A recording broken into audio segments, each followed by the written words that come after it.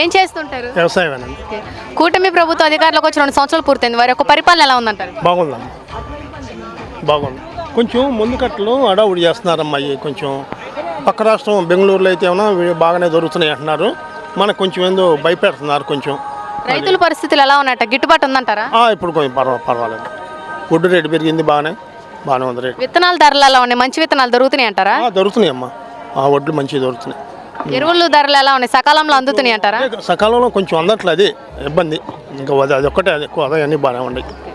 పురుగు మందుల ధరలు ఎలా ఉన్నాయి? పని చేస్తున్నాయి అంటారా? అది కొంచెం పని చేయట్లేదమ్మా. పురుగు మందులు కొంచెం అది డూబై వస్తున్నాయి, ఎక్కువ రేట్లు ఏటాట పెరిగిపోతున్నాయి. అయ్యి అది కొంచెం కంట్రోల్లో పెట్టాలి.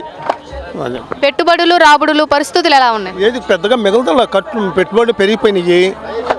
కొంచెం రేట్లు కూడా పెరిగితే రైతు గిట్టుబాటు అవుద్ది. ఎకరానికి 10,000 కంటే మిగట్లేదు. కుటుంబం ఖర్చులు ఉన్నాయి కదా, సాల్తలా.